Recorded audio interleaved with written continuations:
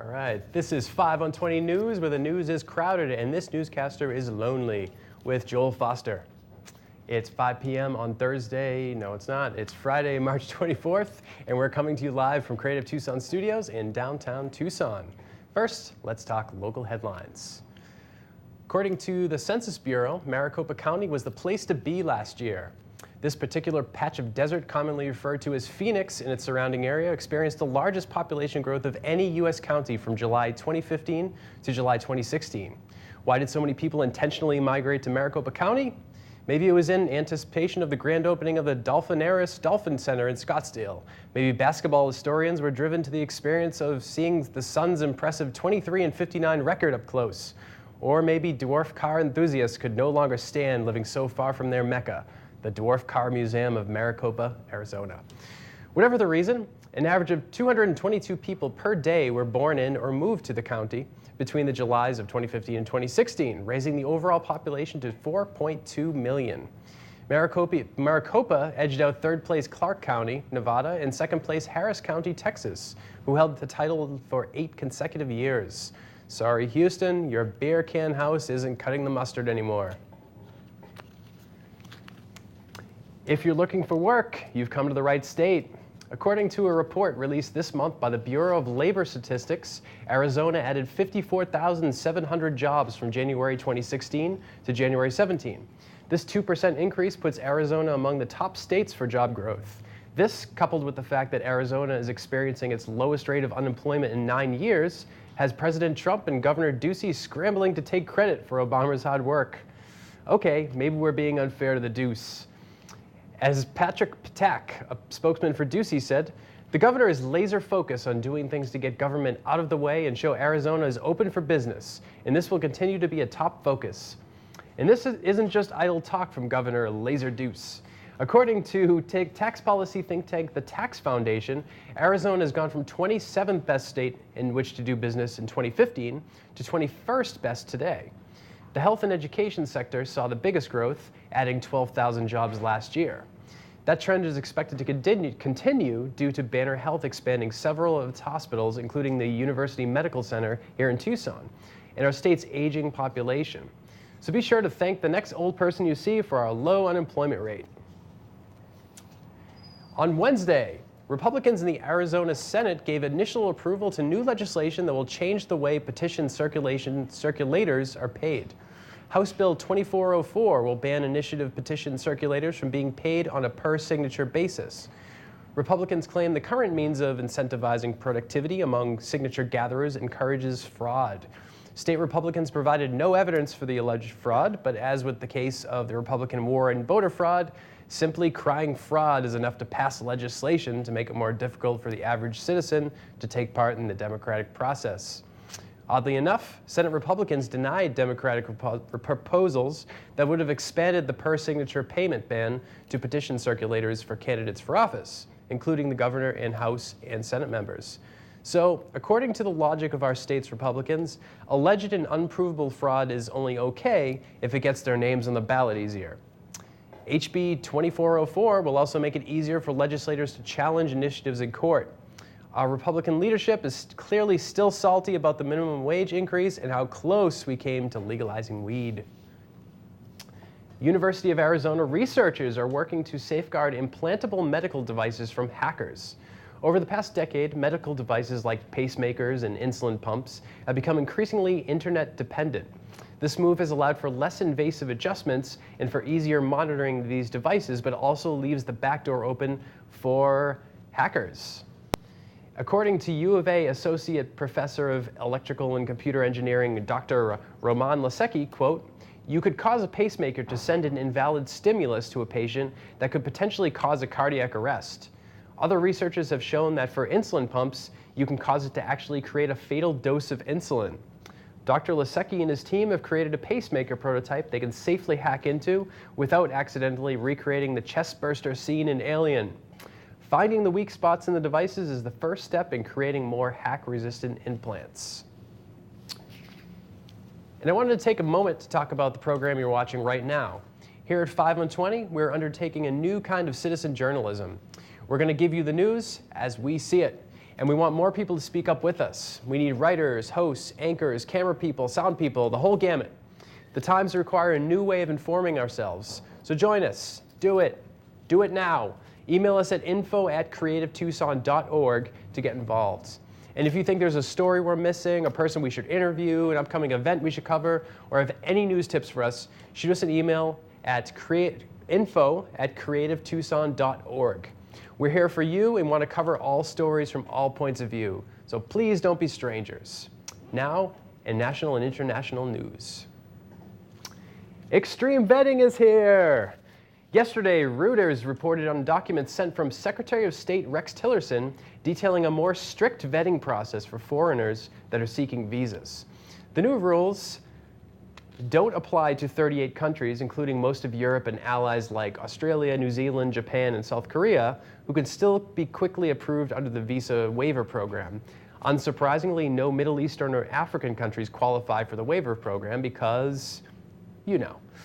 Even more extreme vetting is extreme vetting is reserved for the citizens of the 6 Muslim nations chosen as part of Trump's travel ban, which was overturned last week by a federal judge. According to the cables from Tillerson, embassy officials will be given wide latitude in who they determine poses a security risk and therefore wouldn't be let into the U.S. The extra scrutiny could include more detailed questions about an applicant's background and mandatory checks on social media posts if the applicant was ever in an ISIS territory. Cavity checks were also thrown around as an idea, but the embassy wasn't interested, citing a shortage of rubber gloves. Critics say the new rules will only slow the already backlogged bureaucratic visa process. They also worry that individuals will be targeted for their name or nationality. The cables say that consular officers should not hesitate to refuse any case presenting security risks, which basically allows the agency to turn away anyone for any reason. If you've been listening, you probably realize that this is basically the Muslim travel ban reintroduced through another channel.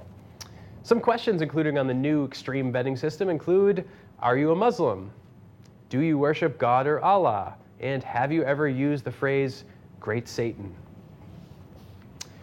Democratic leaders are vowing to filibuster the confirmation of Neil Gorsuch for Supreme Court. Yesterday, Democratic Minority Leader Chuck Schumer and Senator Bob Casey both said that they would vote no on Gorsuch's nomination. Gorsuch will need at least 60 votes to be confirmed, which could be difficult because there are only 52 GOP members in the chamber, meaning that Gorsuch will need the support of 8 Democrats. So far, no Democrats have come out in favor of Gorsuch, and they're still reeling from the GOP refusing to give Obama nominee Merrick Garland a hearing. Republican leaders have cautioned that they may use the so-called nuclear option, which is supported by Donald Trump. The nuclear option means that the chamber would only need 51 votes to get Gorsuch confirmed. However, they risk a backlash in future votes if they use the nuclear option, such as having to actually make a compromise with the other side. Imagine that. Muslim FBI agents claim that the agency regularly discriminates and targets them, calling it a, quote, cancer. The agents told The Guardian that there is a climate of fear inside the agency, which has increased with the election of Donald Trump. FBI agents from Muslim-majority countries are a minority in the agency, which has been criticized in the past for launching investigations against foreign-born agents. FBI Director James Comey defends the policy, stating that he sees merit in keeping foreign-born FBI officials under close scrutiny because of national security. Comey wrote to a Muslim analyst last October, admitting that the agency needed more Muslim agents who specialize in the Middle East. But he said the challenge is figuring out the amount of scrutiny that's appropriate and how to talk to the employee about it. Muslims in the FBI say that their treatment has been most inappropriate. One agent, Saeed Sama Barodi, was fired for what he says was discriminatory treatment after he traveled to Morocco to visit his family. He says he was detained at the airport upon his return and subjected to humiliating and threatening questions for 4 hours before he was released and later terminated. After the situation, Comey was urged to set limits on a program that keeps foreign-born agents under investigation by the Counterintelligence Division of the Bureau. The program, called Post-Adjudication Risk Management, or PARM, has been criticized for years because it targets Muslim agents and never lets them escape suspicion. To open a PARM investigation, an agent only needs to be born in a foreign country. The Guardian discovered that if an agent is from one of 27 countries, then this is enough to spur an investigation. You can probably guess where these countries are located. Ironically, white agents have historically posed the most risk within the agency. One example is Robert Hanssen, a white FBI agent, who was discovered to be feeding secrets to the Russians for 20 years, which was the biggest counterintelligence failure in the FBI's history. Comey said that if only Hanssen was born somewhere else, we could have caught him. It's a tough time to speak out against Vladimir Putin, as another political opponent of the Russian president wound up dead. This time it was former Russian lawmaker and Kremlin critic Denis Voronkov, who was shot dead outside a Kiev hotel in broad daylight. The man who shot him was later killed by Voronkov's bodyguard. Voronkov was a key critic of Putin's invasion of Crimea, which he called a terrorist act. Needless to say, this didn't make him very popular around the Kremlin. However, a spokesman for Putin called accusations of Russian involvement, quote, absurd. Is it though? Voronkov also was helping the Ukraine prepare a case against former Ukrainian President Yanukovych, Peter Yanukovych, who was accused of treason and fled the country after allegedly helping Russia to help itself to Crimea. This is the same Yanukovych who worked with former Trump campaign chair Paul Manafort. So it still comes all back to Trump sooner or later. Voronkov's death comes a day after a lawyer for a Russian whistleblower mysteriously fell from a building a day before the hearing was set to begin. Nikolai Gorohov, the lawyer, represents the family of Sergei Magnitsky, a whistleblower who was also mysteriously dead after exposing tax fraud by Russian officials. All coincidences, by the way. A recent report by the World Meteorological Organization, or the WMO, says that the effects of climate change are reaching disturbing levels. According to the report, 2016 was not only the warmest on record, but also saw a rise in CO2 to its highest level in recorded history. Arctic sea ice also reached a new low in 2016. The report includes information from over 80 national weather services and provides a more in-depth look at climate change effects than past reports. While 2016 was the warmest year, not everywhere warmed at the same levels. Temperatures in Svalbard, a small Norwegian island, saw increases that doubled other areas around the world. The WMO scientists say that some of the 2016 warming is due to El Niño weather patterns, which contributed 0.2 degrees above the warming caused by the rise in CO2. El Niño also has an influence on the levels of CO2 gas. Scientists say that the El Niño winds weaken the tropical carbon sink, which usually helps to trap CO2. With the carbon sink weakened, the CO2 got an extra boost in addition to from the emissions from human activity. The report also detailed some extreme weather events, such as severe droughts in southern and eastern Africa and Central America. 2016 also saw the arrival of Hurricane Matthew, which is one of the most damaging weather-related disasters in recent years, killing hundreds and causing destruction across Haiti. The report says that the extreme weather is already continuing through 2017, with 3 periods already in the winter that were equivalent to a heat wave. In response to the report, Donald Trump approved the Keystone XL pipeline, which will more quickly usher in environmental apocalypse while creating a whopping 25 jobs. However, he says that more jobs will be created to clean up after the inevitable natural disasters that will occur. And maybe it's all the civilian casualties or the fact that our president is a paranoid narcissist, but the U.S. slipped to 14th on the UN Global Report on Happiness. Norway took the top spot this year, knocking Denmark to number 2. Iceland and Switzerland rounded out the top 4. The authors stressed that the top 4 spots were so close the differences weren't statistically significant, so they're all pretty damn happy. Scandinavia continued to dominate the happiness game, with Finland coming in at number 5, followed by the Netherlands, Canada, New Zealand, Australia, and Sweden. Yes, that's Sweden, the one that, according to our president, is a dystopian nightmare. It's worth mentioning that all of the happiest countries have nationalized healthcare and offer free university education, but we're sure that has nothing to do with it. But with happiness comes unhappiness, and there was plenty of that to go around, especially in the Middle East and Africa. The most unhappy countries included war-ravaged Yemen and Syria, with the African countries Tanzania, Burundi, and the Central African Republic making up the bottom 3. It's also worth mentioning that among the 10 most unhappy countries, the US is bombing 2 of them. So I guess that's an accomplishment. Upon hearing this, Denmark announced plans to bomb Norway in order to take the top spot. Today on Capitol Hill, a deliciously, gloriously embarrassing failure occurred as House Republicans and good old what's-his-face have pulled the bill that would have repealed Obamacare. Announcement of the decision came this afternoon after it became glaringly apparent that they did not have the votes needed to pass the bill. That the vote was called before knowing they had the votes was a monumental miscalculation, as the president now has little recourse to push forward his healthcare agenda, which was a major campaign promise. With several Republican lawmakers indicating that there is no plan to revisit healthcare, this means that Obamacare will be the law, as a dejected Paul Ryan said in a press conference, quote, "for the foreseeable future at least." When questioned about how Republicans could face voters after their failure, Ryan replied even more dejectedly, quote, "It's a really good question. I wish I had a better answer for you." While the Trump administration is understandably and duly dispirited, there was an almost audible sigh of relief from Democrats and the millions of Americans who were terrified of losing their health coverage. House Democrats, including Minority Leader Nancy Pelosi, who helped Obama pass Obamacare, rejoiced at what was going to be a huge blow to Trump's credibility and political capital.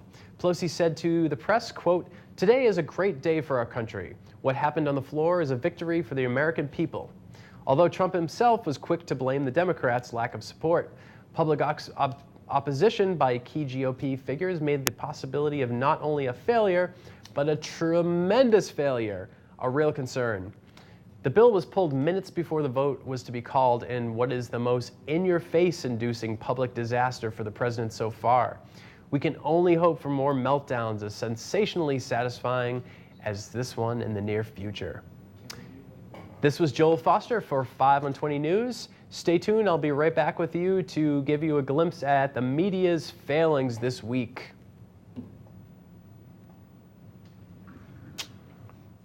I didn't see the thing.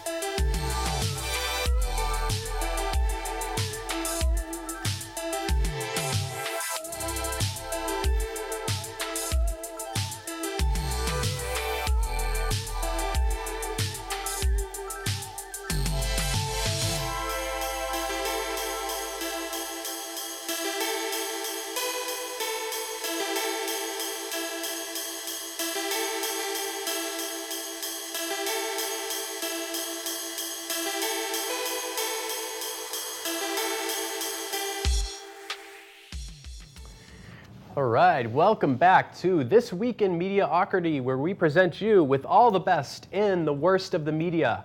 I'm your host, Joel Foster, and it looks like I'll have healthcare for at least another year. Thanks for wasting our time yet again, Congress. But healthcare wasn't the only sector of the U.S. economy set for devastating cuts. Our president, seen here after taking a shower, released his budget proposal last week in between conspiracies. Among $54 billion in cuts to federal agencies, there was one that stung especially hard.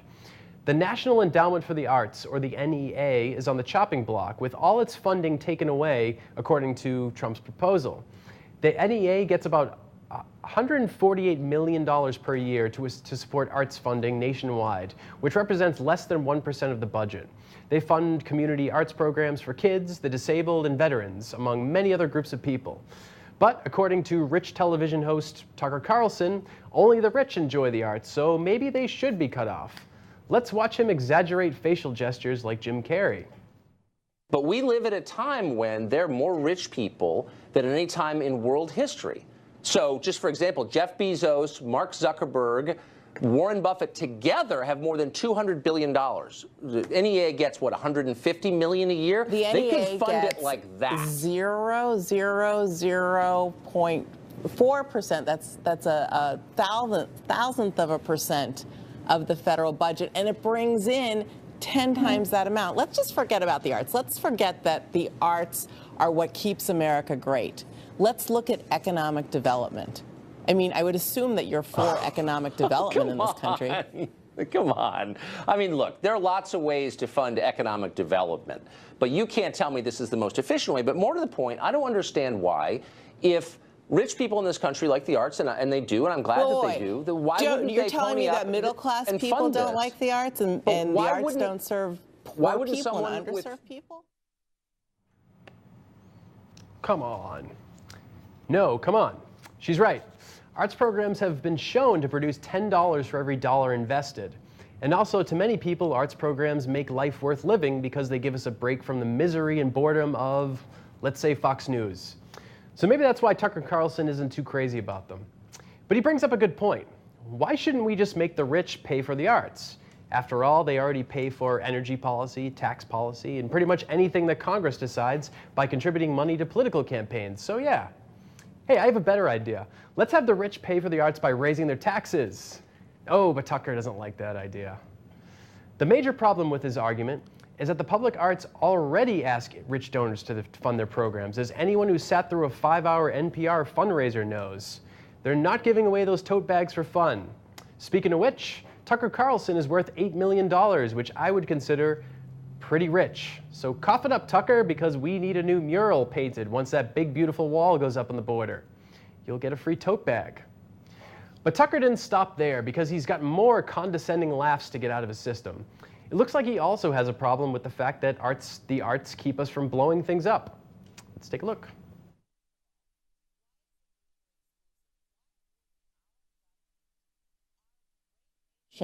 Invest in something that brings back $10 for every dollar invested, that helps the military, that makes sure that underserved populations get to college, that makes for a better workforce. I mean, we have all the data, and it absolutely stumps me as to why anyone would be against such a small investment that brings back such a well, if it's such a great investment, we should be spending $1 trillion on it. But let me just ask you this. You said it helped the arts. I'll offer that. What role did the NEA play in, say, the Battle of Fallujah? Let's look at the NEA and what role it plays. Let's look at what role. Yeah, let's be real. What she's referring to are art therapy programs that have been shown to help veterans suffering from PTSD. Currently, $2.6 million every year goes to NEA-supported art therapy programs for veterans at 7 military treatment centers. One of these was featured this week in Politico magazine about General Dana Pittard, who helped run the psychiatric unit at Fort Bliss in Virginia. He set up a successful therapy program for soldiers that utilized alternative methods such as art therapy, Reiki, and yoga, and was able to significantly lower the suicide rate among veterans with PTSD. The Virginia VA Medical Center also found that art therapy was successful in helping soldiers reconnect feeling with thinking when referring to traumatic events, which is important to cure the effects of PTSD. These are the same kind of traumatic events like the Battle of Fallujah, which Tucker seems to want to fund more of. These art therapy programs are actually helping veterans, while raids in Iraq are helping ISIS with their recruitment and helping our soldiers to a lifetime of mental and physical pain. So yeah, come on, Tucker. Another aspect of the arts funding is PBS, which is looking also to be cut if Trump gets his way.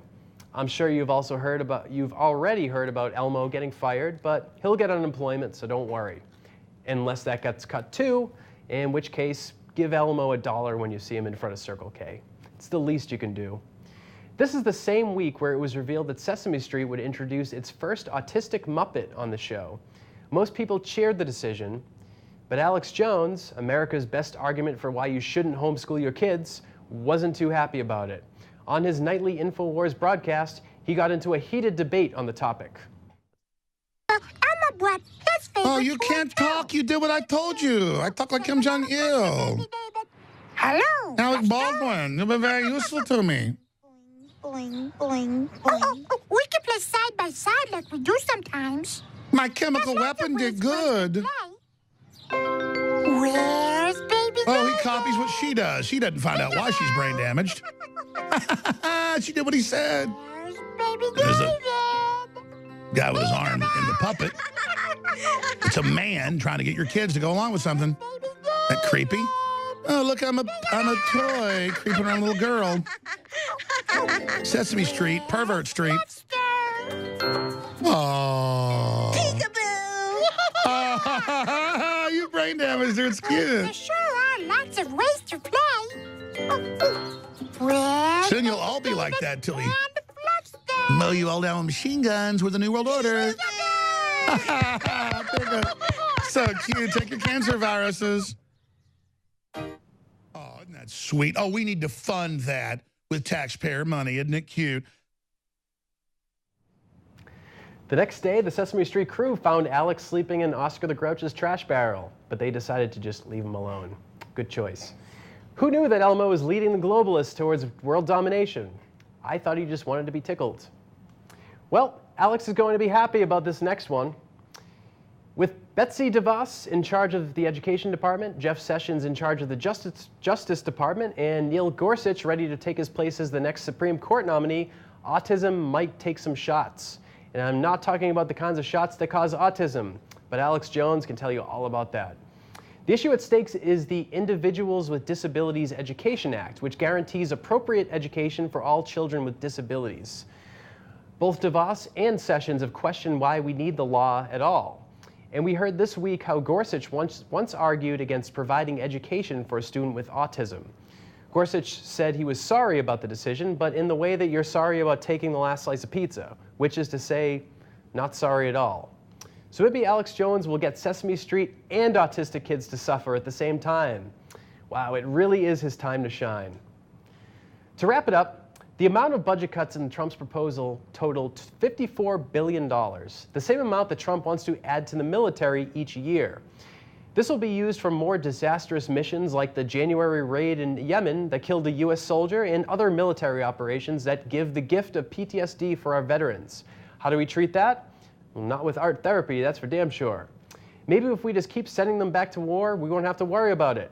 That seems to be the strategy.